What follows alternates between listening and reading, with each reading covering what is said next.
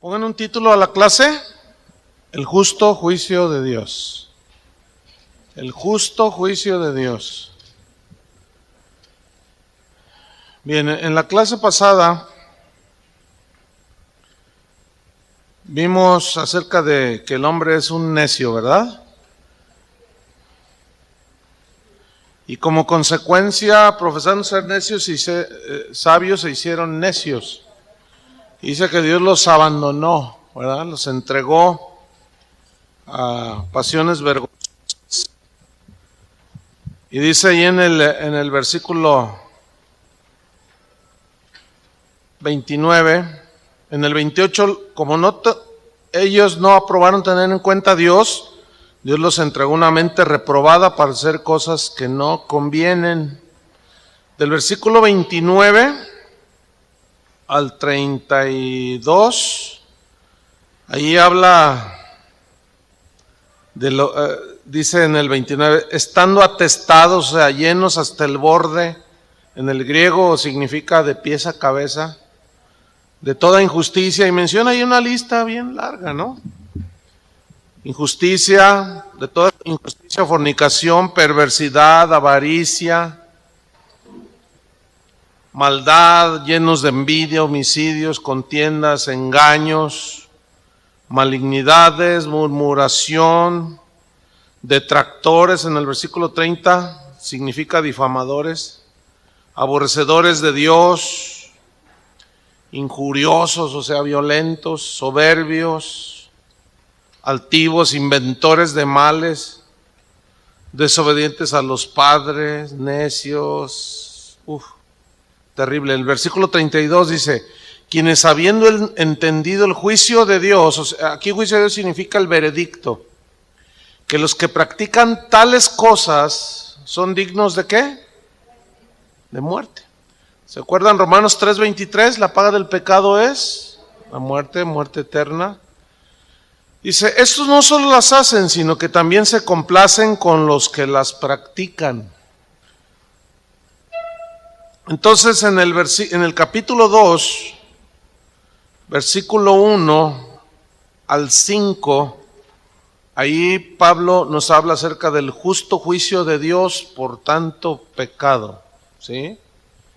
Vamos a leer Romanos 2, 1 al 5. Dice, por lo cual, o sea, por todo lo que ya vimos en el versículos anteriores, eres inexcusable, oh hombre, quien quiera que seas tú, pues en lo que juzgas a otros te condenas a ti mismo. Porque tú que juzgas haces lo mismo, mas sabemos que el juicio de Dios contra los que practican tales cosas es según verdad. Y piensas esto, hombre, tú que juzgas a los que tal hacen y haces lo mismo, que tú escaparás del juicio de Dios, o menosprecias las riquezas de su benignidad, paciencia y longanimidad, ignorando que su benignidad te guía al arrepentimiento, pero por tu dureza y por tu corazón no arrepentido, atesoras para ti mismo ira para el día de la ira y de la revelación del justo juicio de Dios. La condición del hombre envuelto en sus pecados, sin duda lo hace culpable, ¿sí? Por lo tanto, merece el justo juicio de Dios. ¿Ok? Y aquí Dios acusa a todos por igual, es decir, judíos y gentiles. Por eso en el versículo 1 les dice, por lo cual eres inexcusable, hombre, quien quiera que seas tú que juzgas. Esa frase significa, se refiere a los judíos, ¿sí? Porque ellos juzgaban a los no judíos como viles pecadores, sin darse cuenta que ellos también eran pecadores, ¿sí? Y esto es lo que se conoce como un moralista, ¿sí? ¿Qué es un moralista? Es una persona que hace cosas buenas, eso entre comillas, ¿verdad? ¿Han oído a esos que dicen, no, pues yo no mato, yo no robo, yo no? Esos son. Y bueno, un moralista es aquella persona que hace cosas buenas, pero se siente buena por lo que hace. O sea, yo no hago esto, yo no hago lo otro, pero no he nacido de nuevo, ¿sí? Y esto se aplica también a la gente que está metida en las iglesias, tiene una aplicación espiritual. aquellos que están metidos en las iglesias y que han adoptado una vida moral buena, pero no han nacido de nuevo. ¿Ustedes creen que haya gente buena en las iglesias, pero no han nacido de nuevo? Sí. Les voy a poner un ejemplo de un moralista que hacía cosas buenas, pero no tenía vida eterna. Vamos a Lucas 18, versículo 18 al 25. Es la historia del joven rico. Lucas 18, 18 al 25.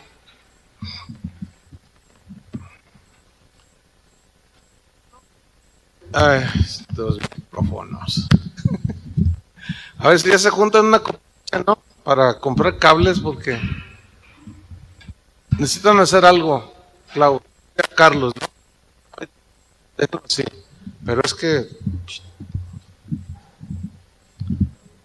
Ok, Lucas 18, 18 al 25. Dice, un hombre principal le preguntó diciendo, maestro bueno, ¿qué haré para heredar la vida eterna? Él está reconociendo que no tiene vida eterna, ¿ok? Jesús le dijo, ¿por qué me llamas bueno? Ninguno hay bueno sino solo Dios. Los mandamientos sabes, no adulterarás, no matarás, no hurtarás, no dirás falso testimonio, honra a tu padre y a tu madre. Él dijo, todo esto lo he guardado desde mi juventud.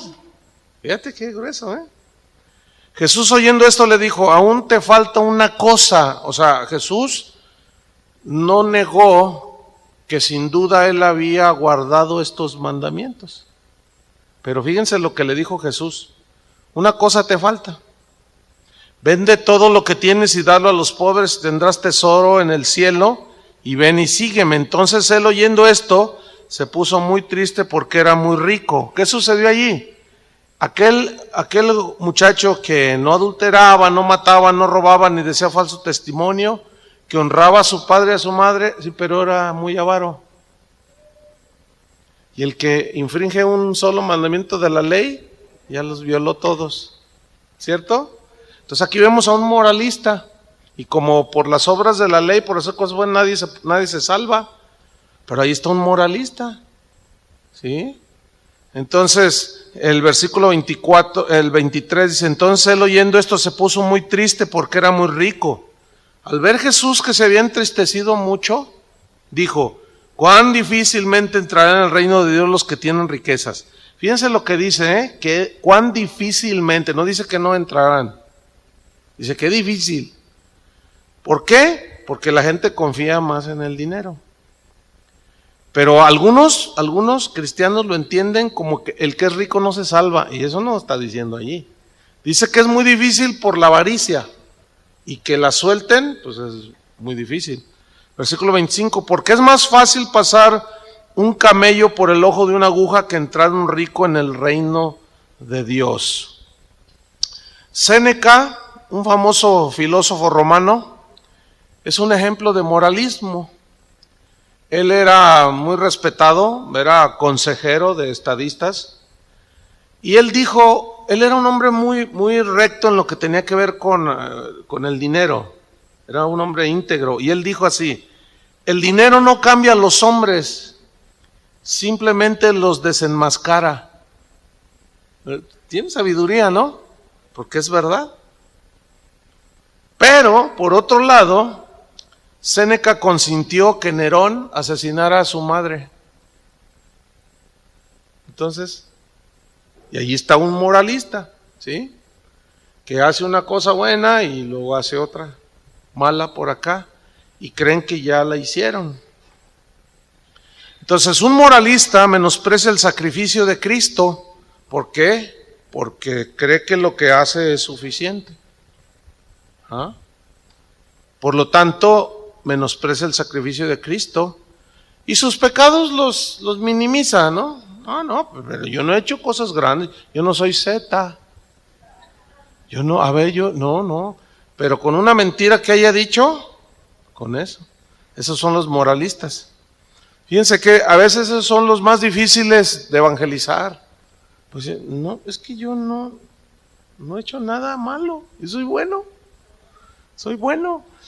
Por eso en el versículo 1 dice, por lo cual eres inexcusable hombre, quien quiera que seas tú que juzgas, pues en lo que juzgas a otro te condenas a ti mismo. Estoy en Romanos 2:1. Porque tú que juzgas, haces lo mismo, ¿sí? Cristo, sin duda, rechazó a los moralistas. Mateo capítulo 7, versículo 1 al 5. Ahí está uno de los pasajes menos entendidos el día de hoy. Mateo 7, 1 al 5. ¿Por qué es de los menos entendidos? Porque los citan mal. Cuando alguien hace una autocrítica dentro de la misma iglesia, lo primero que sacan son esos versículos. No juzguéis para que no seáis juzgados. ¿Cierto? Pero vamos a ver a qué se refirió Cristo. Mateo 7, 1 al 5. No juzguéis para que no seáis juzgados. Ok, si nosotros nos quedamos ahí, pues eso dice, ¿no? No, aquí dice, no juzgues para que no seas juzgado. Tú no digas nada. Tú cállate la boca y no digas nada porque, si no, con el mismo juicio que juzgáis seréis juzgados. Y con la medida con que medís será medido. Versículo 3. ¿Y por qué miras la paja que está en el ojo de tu hermano y no echas de ver la viga que está en tu propio ojo? Aquí viga y paja simbolizan el pecado, ¿sí? Entonces, para el moralista, mira la paja en el ojo de su hermano, pero él no ve la viga que está en su propio ojo.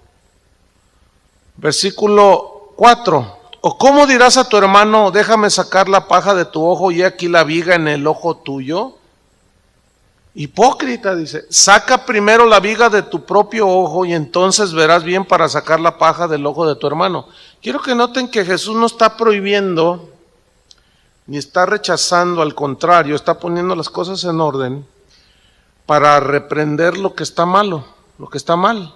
Lo que Jesús está condenando aquí es que, por ejemplo, si tú eres mentiroso y ves que alguien echa una mentira, entonces tú vas así y le dices, no eches mentiras. Entonces tú lo estás juzgando y lo estás reprendiendo, pero estás haciendo lo mismo. ¿Ves cómo se juzga grandes, como si fuera una viga en el ojo del prójimo, pero una paja, y uno no se... Haciendo lo mismo, el Señor lo ve como una viga. No sé si me expliqué. Entonces, el moralista generalmente es así. O sea, como no hace según él pecados grandes, está reprendiendo a los demás, siempre está. ¿Sí? Pero si él hace lo mismo, entonces, por eso Jesús le dice hipócrita.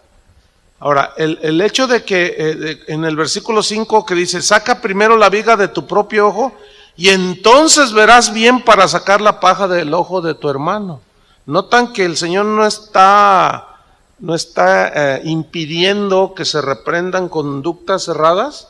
Lo que está diciendo es que si alguien reprende a otro y esa misma reprensión, por lo que lo reprende, lo está haciendo el reprensor, es un hipócrita. ¿Sí lo entendieron?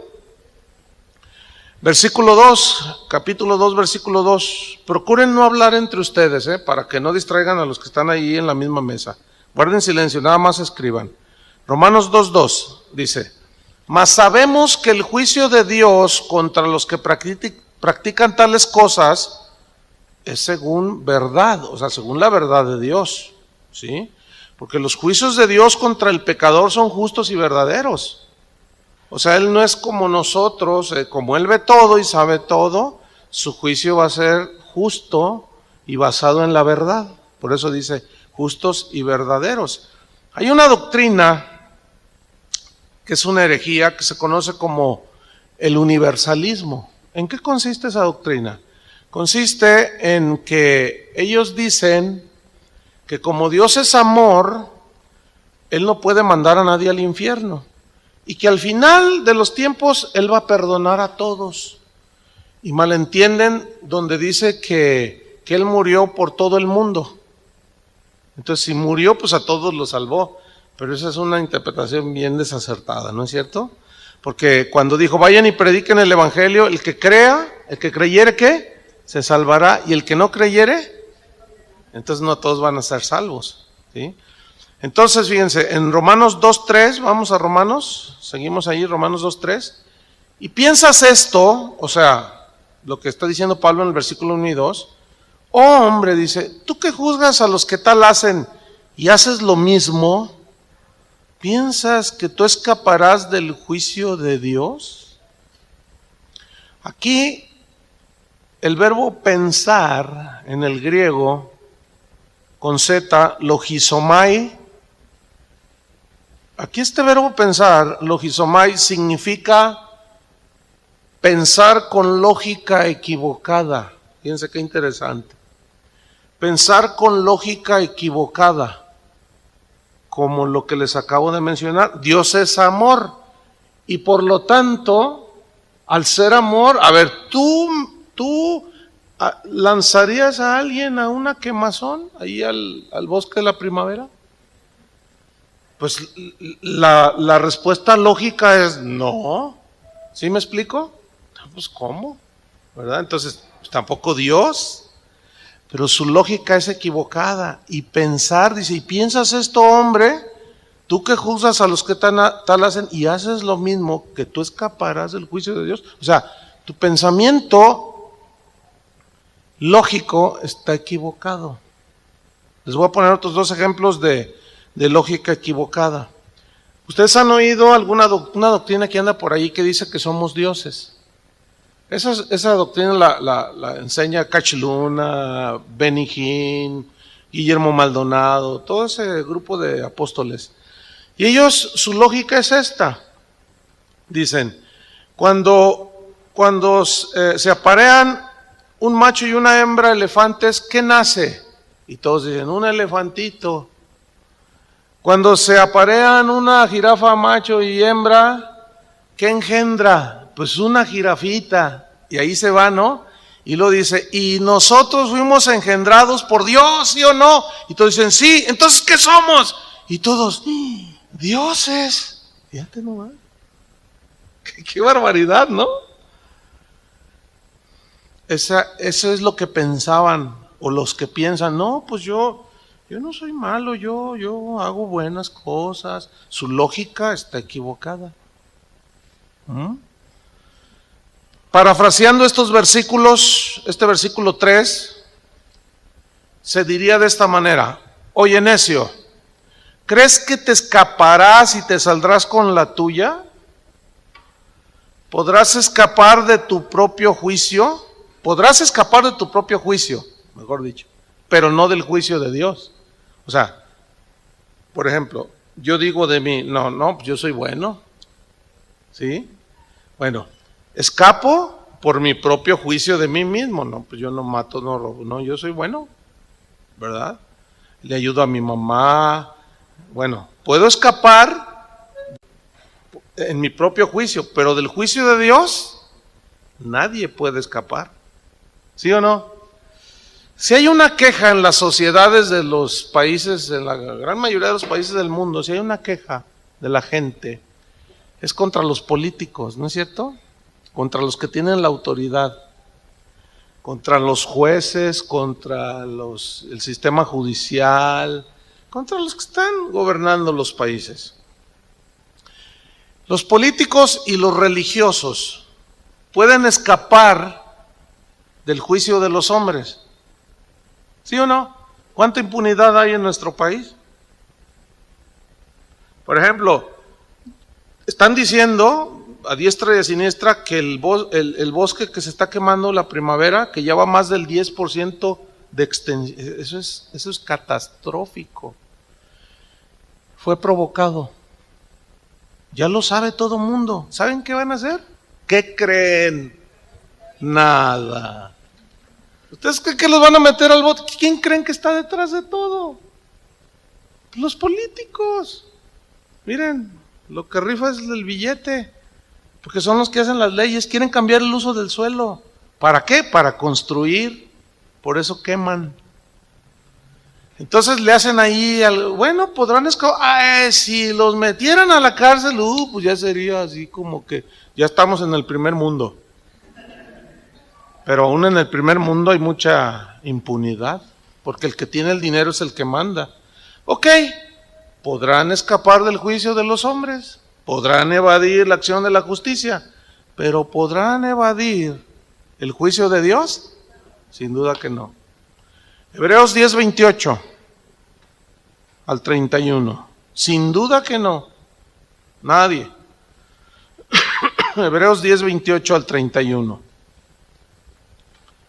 Dice así: el que viola la ley de Moisés por el testimonio de 2 o 3 testigos, muere irremisiblemente. O sea, estaba hablando del rigor de violentar la ley. ¿Ok? Versículo 29.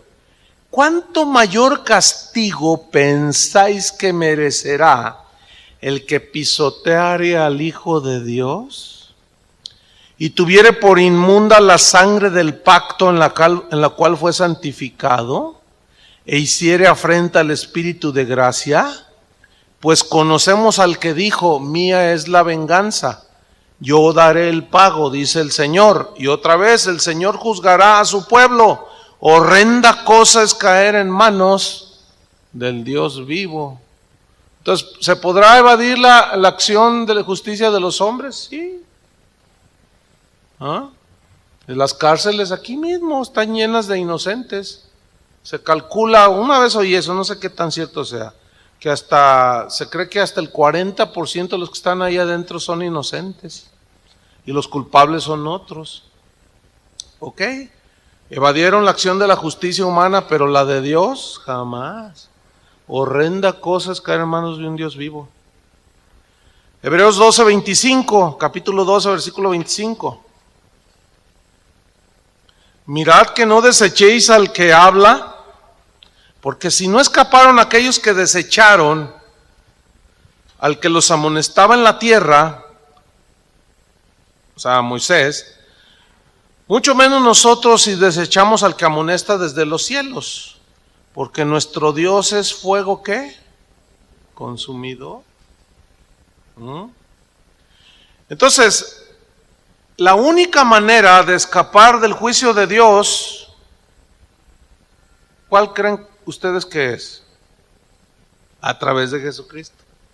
La única manera de escapar del justo juicio de Dios es creyendo en el sacrificio de Cristo, en su muerte en la cruz, que Él murió en nuestro lugar. Esa es la única manera de evadir el justo juicio de Dios.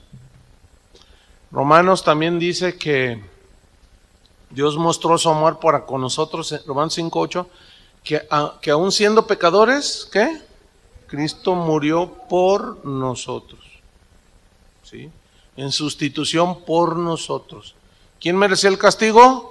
Nosotros. ¿Por qué? ¿Quién pecó, él o nosotros? Nosotros. Y esa es la gracia que se manifestó. La bondad, la misericordia de Dios, la gracia de Dios. Hay una historia verídica en una tribu en África, cuyo jefe de esa tribu era un hombre, era un jefe de esa tribu muy apegado a sus leyes. Y ellos tenían, él era muy, en todo era, en las leyes que ellos habían implantado ya en su tribu, era muy estricto en el cumplimiento, ¿sí?, de las leyes.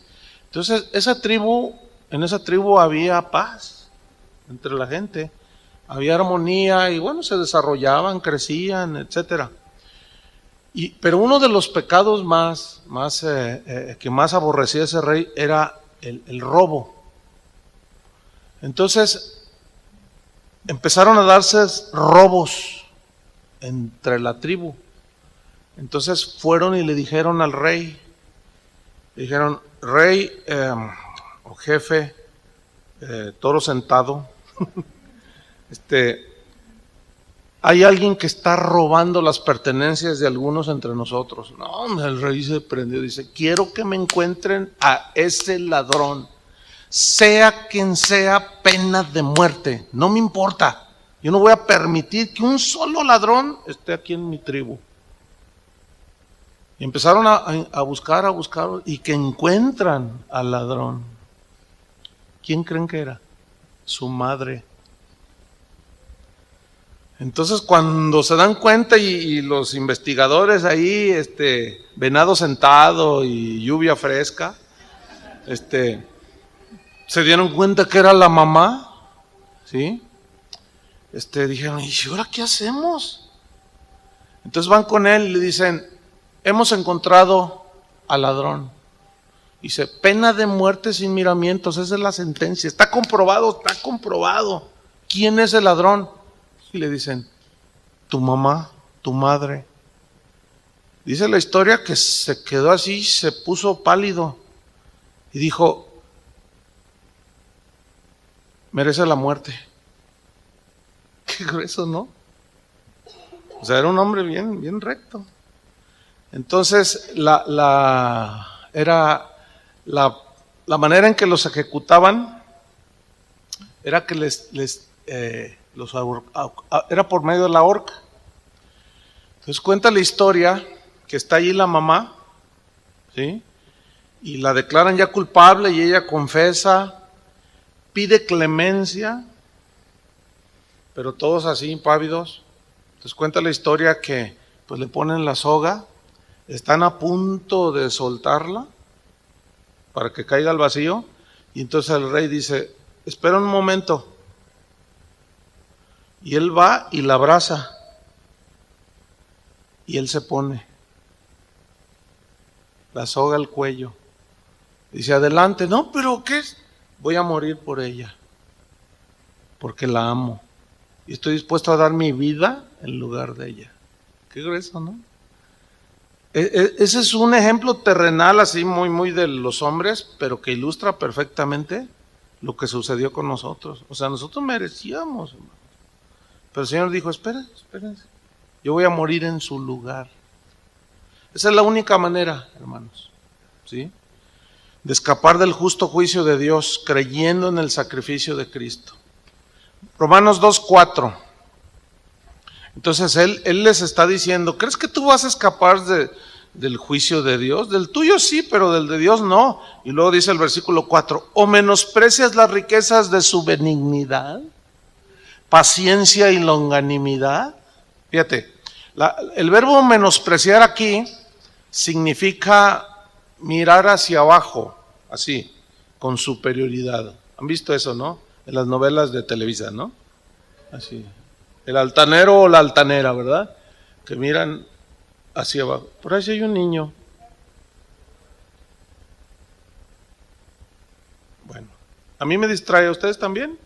Entonces, por favor, tomen ahí, gracias. Entonces, menospreciar es mirar hacia abajo con superioridad, ¿sí? Entonces, imagínate al ser humano, yo no he hecho nada malo, yo. Y miran así, con superioridad hacia abajo. ¿Qué están haciendo? Menospreciando las riquezas de ¿qué? De su benignidad. Benignidad en el griego significa y habla de los beneficios que Dios da. ¿Cuántos beneficios no nos da Dios? A ver, un montón de beneficios, ¿sí? Entonces, aquel que se cree justo por sí mismo está menospreciando los beneficios de Dios, no lo toma en cuenta, se cree merecedor de todo porque no hago esto, no hago lo otro, yo no hago aquello. Entonces Pablo le dice, estás menospreciando las riquezas de su benignidad, y luego añade, de su paciencia. Aquí paciencia en el griego significa contenerse, significa tener clemencia, en este caso Dios, tener clemencia, y esa clemencia retrasa el castigo de Dios. Eso es paciencia aquí. El castigo que todos merecemos, el Señor lo retrasa, tiene paciencia, se espera, ¿sí? Es como una suspensión del enojo de Dios, ¿sí? Es la paciencia de Dios, esperando que el pecador reconozca que lo es. Fíjate cómo dice, menosprecias las riquezas de su benignidad, paciencia y longanimidad. La palabra longanimidad significa extensión. Y de ahí viene la palabra longaniza, aunque no lo crean, pero es verdad. ¿Qué es la longaniza? Pues es algo extenso, no largo así. Y la longanimidad es la extensión de la paciencia. O sea, fíjense, a ver si encuentro la diferencia. La paciencia, ¿sí? En el caso de Dios, en cuanto al juicio, es contenerse, retrasar el castigo, siendo paciente, ¿sí? Y luego a eso le añade la longanimidad, que es ¿qué? La extensión de ¿qué? De la paciencia. O sea que Dios es muy, pero muy paciente. Segunda de Pedro 3:9. Segunda de Pedro 3:9.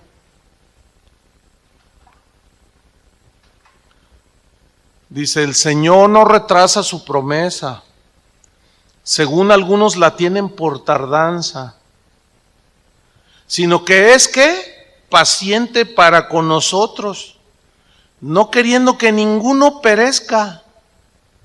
Él no quiere. Y ahí entra su paciencia y su longanimidad, pero muchos la desprecian. ¿Han oído esos que dicen, no, yo 5 minutos antes de que me esté muriendo ahí, que esté agonizando, me arrepiento? Sí, chuchis, ¿cómo no? Y si te cae un de los camioneros de Guadalajara, te pasa por encima, ¿a poco te va a dar tiempo? Pues no, puras tonterías decimos.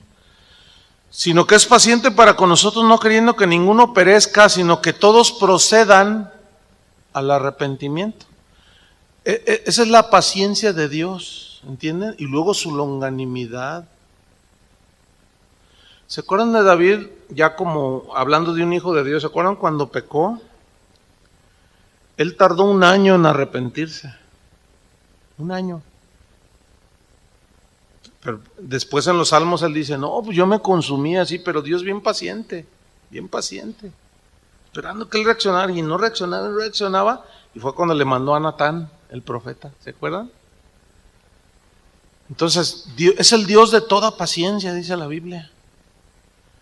Por su misericordia no hemos sido consumidos. Por eso los pecados que tenemos ahí como archivados y medios escondidos, mejor hay que ponerse cuentas, ¿no? Porque el hecho de que Él sea paciente no significa que no llegará el día en que Él intervenga. ¿No?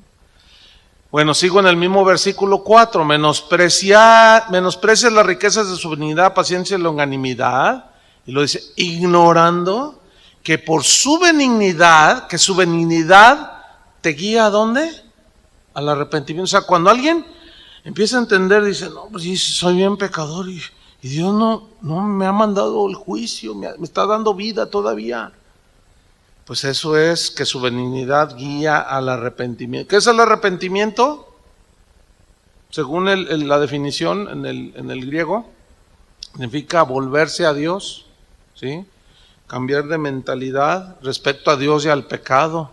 Entonces Él espera que nosotros nos arrepintamos y nos volvamos de ir en pos del pecado, o tras el pecado nos demos la vuelta, nos vayamos en el sentido contrario y nos vayamos en pos de Dios, ¿sí?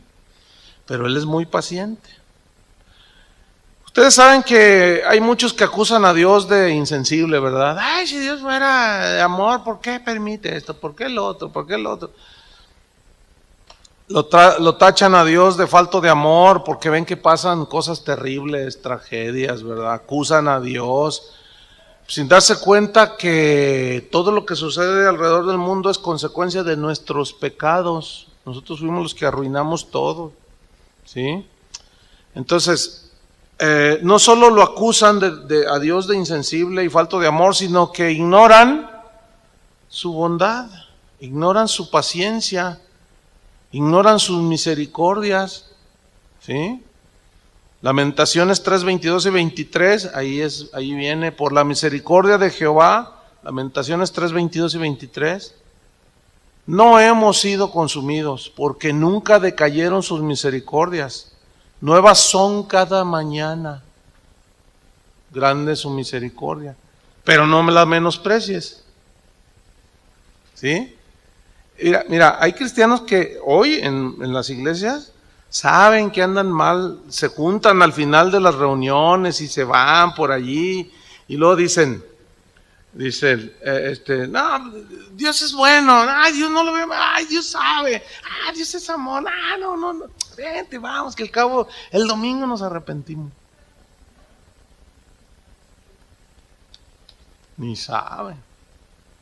O sea, sí es cierto que Dios es paciente, pero ¿escaparemos?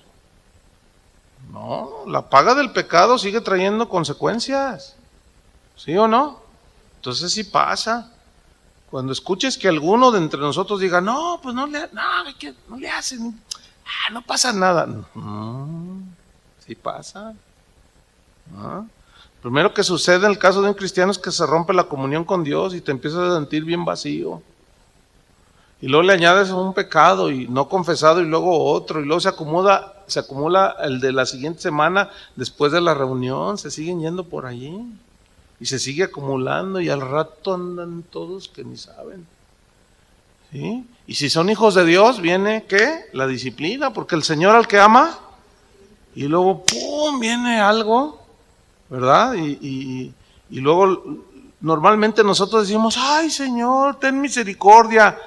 Pues déjenme decirles que también la disciplina es parte de la misericordia de Dios, porque nos hace volver en sí. Como el hijo pródigo, ¿se acuerdan? Ahí se fue, hizo lo que quiso, que al cabo el domingo me perdona el Señor en la congregación.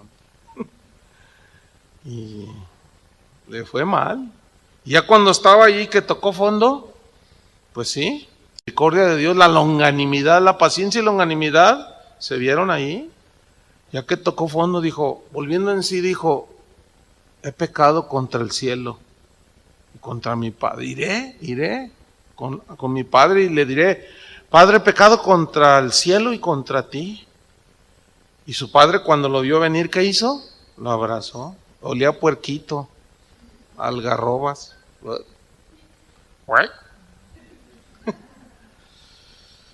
Dios es paciente, pero no hay que menospreciar su paciencia. Dios es grande en longanimidad, por supuesto, pero no la menospreciemos. ¿Sí? Y esa es una manera también de exhortar a aquellos que tú les compartes, no, para el próximo domingo me convierto, porque luego así dice la gente. Yo tengo una tía que así decía, ahora sí este domingo que viene, ya me entrego a Dios, ahora sí este domingo que viene, ahora sí, y tía, yo le decía, pues ándale, que se muere un sábado. No, es en serio, es en serio.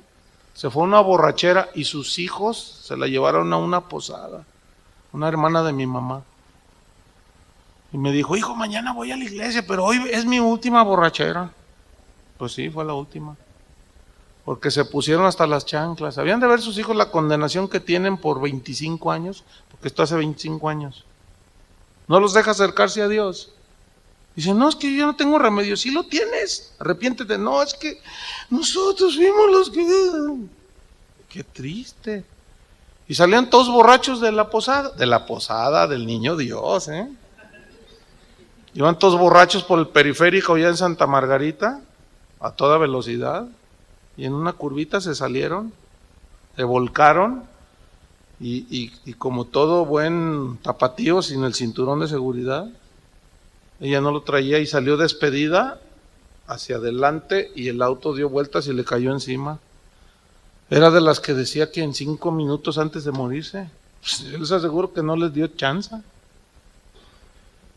No hay que menospreciar, pero Dios sigue siendo un Dios de paciencia. ¿Cuántos años esperó antes de mandar el diluvio? 120 años. Lleva casi 2000 años desde que Cristo vino y se fue. Casi eso es paciencia, ¿no? Nosotros sí somos impacientes, a veces vemos tanta injusticia, bueno, así me pasa a mí, no sé ustedes. Yo digo, Señor, mejor ya ven, ¿no?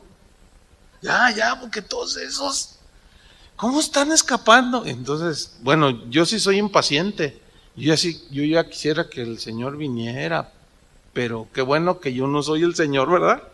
Si no, ya me hubiera, empezando por los candidatos. Estaba cuello, luego. Pero gracias que el Señor es paciente, ¿no? 2000 años, ¿sí? Esperando. Pero cuando venga, ya no vendrá como el cordero manso y humilde, vendrá como el juez. El juez insobornable. ¿Qué tal? Romanos 2:5. Fíjense la consecuencia de menospreciar la paciencia, la bondad, la benignidad, la longanimidad de Dios. Romanos 2:5. Pero tú, dice, pero por tu dureza y por tu corazón no arrepentido, atesoras para ti mismo ira para el día de la ira y de la revelación del justo juicio de Dios. Ay, Dios. Fíjate, por tu dureza y por tu corazón no arrepentido. Fíjense aquí, la palabra dureza viene...